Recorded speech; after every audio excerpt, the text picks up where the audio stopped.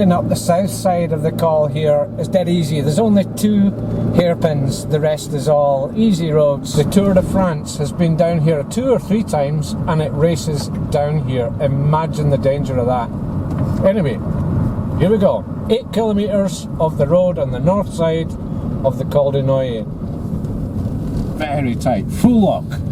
Bonjour, hello, welcome to MaxMountainWorld. Welcome to the global headquarters featuring the Radio Shack, the Man Cave. Anyway, this is part 3 of a trio of videos that I've been doing. I'll put links in somewhere occasionally up top right of your screen to link you to the first one and the second one, and they'll all be interlinked. It takes a bit of doing after I've uploaded them, but I'll do that. Anyway, this basically is me going from the Col du Noyer, 1664 meters altitude, down to the bottom, down the little road down the north side. Now it's in a huge bowl and it gets very little sunshine in most places in this road, and there's a lot of skid marks. But anyway, there's a documentary with it. I've already done the video. Part 2 was the sped up version where I did it at 4 times speed, and quite an invigorating run. And even at real time speed, it's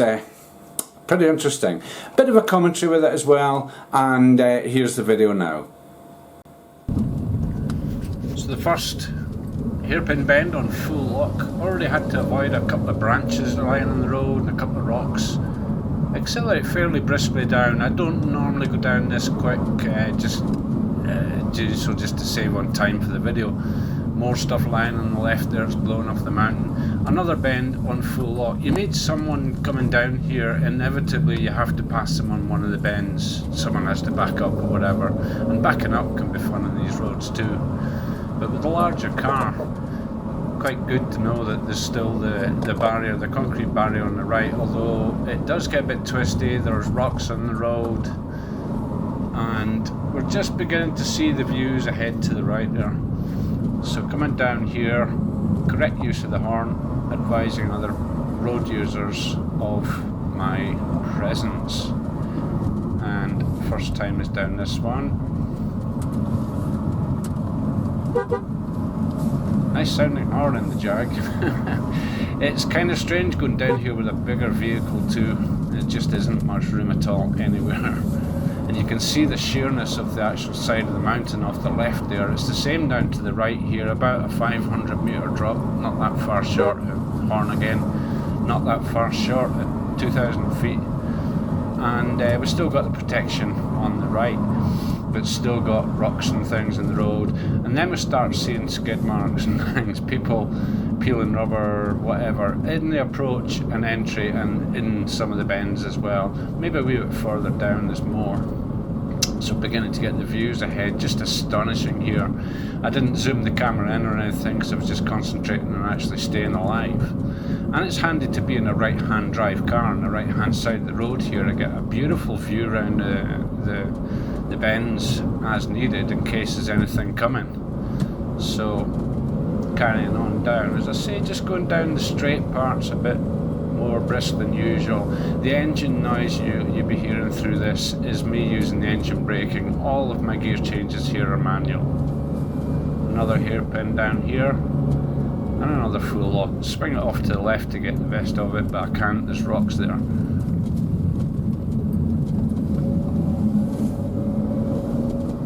A few S's and stuff. Little picnic area on the right, if I remember rightly. And no, that's a bit further down. So yeah, it's just a series of bends, little squares, bends, and we're going around the other way around the mountain now. It just basically heads round and zigzags down through all the hairpins and stuff. Again, scenery looking at the north side of mountains ahead with snow on them already. Unfortunately, going this way, being on the right hand side, I don't get a view round if there's anything coming. But taking it pretty easy, as I usually do down here.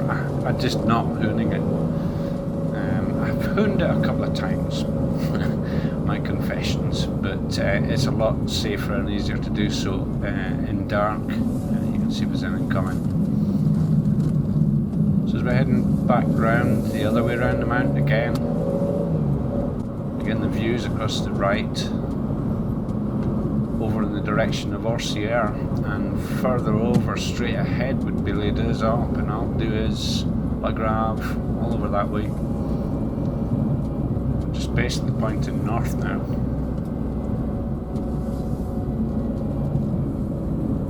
So we come further down to here, and we start seeing. This is a guy who is a rally driver who participates in local rallies and stuff. I won't say any more about it. I know who he is, and yeah, I think probably they've with the road being quiet like this, there's upcoming rallies in the winter time round here, and I think this guy's just been out testing his car and stuff, whatever. But it's one hell of a road. As you see, there's absolutely no protection to the side now. Make one mistake, you're over there, no way would you survive it. So fairly brisk down here, but this part I can actually see right the way around to the right hand side of the mountain as we see it now.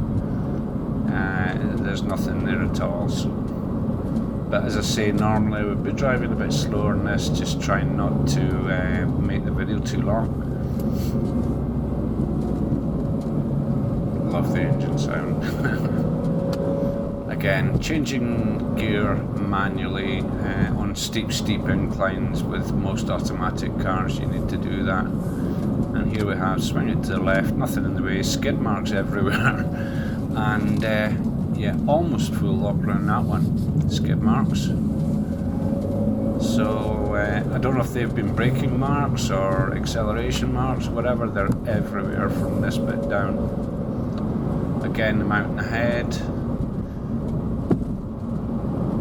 Snow, cloud, mix of all sorts of weather depending on where you're pointing on this trip. So come down here, there's sort of like a kind of twisty bit, but they're open bends, you can see round them, and I think this is the one that I'm confused with the picnic area on the right, yeah. So we come round here, a sort of double bend if I remember it, yeah. And then it just kind of wheedles its way down. Quite good for the vision for vehicles coming and stuff. Beautiful colours of the trees and whatnot this time of year. And we're just heading round another one. I think a few more twisties, rights and lefts and whatnot. There's a bend further down here. It's like one that I did in the first video, where it just feels like you're going to take off. It's got a little bump just before it. I think this is it here, yeah, and yeah, there you go. Just feels like you're going to take off over it. We head down here, repairs on the side of the road there, and a bit further down too, where bits of the road have actually fallen off the mountain during big storms, skid marks and stuff again.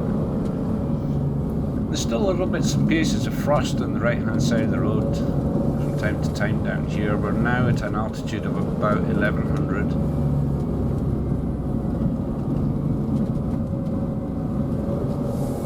The trees been shedding, that's all over the road, so it's a thing to watch as well. And some of the areas where there's a lot of brown stuff, it's all the pine needles and leaves and whatnot. Again, the mountain views, wow. They're everywhere obviously. So again, round here, gentle right and then gentle left. These bollards wouldn't stop anything, wouldn't even stop. You could go and push them over if you wanted. We're almost down there now. Sign on the bottom there on the left there for vehicles going up.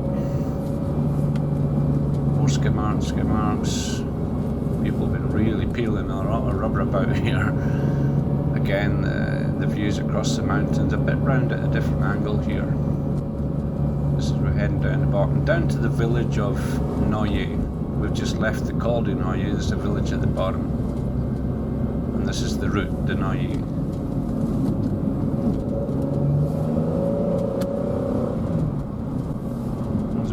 On, more skid marks, and then we come down, there's a barrier on the left here that shuts.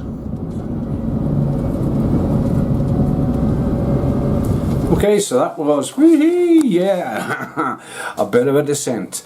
Yeah, you don't want to get dizzy going down there. It's a very, very dangerous road, very narrow, and as I said in part 2 video, I think that's the first time I've ever done that road and not actually met anything on it. I've lost mirrors on it, you know, door mirrors on it and stuff. I've been stuck in the sides, and luckily on the mountain side, not the death side.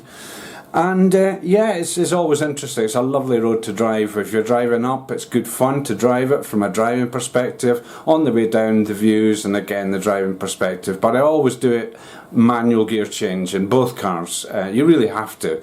It's a bit beyond what the gearboxes are capable of, the auto boxes. Anyway, that's it. A little trip out in the Jag. On the tail out, I'll just do the rest of it down to the junction. It's not that far, but you'll see the final bend. The skid marks kind of go everywhere, including one that just shoots off the road. Anyway, thanks very much for watching. Keep subscribing. Until the next video, ciao.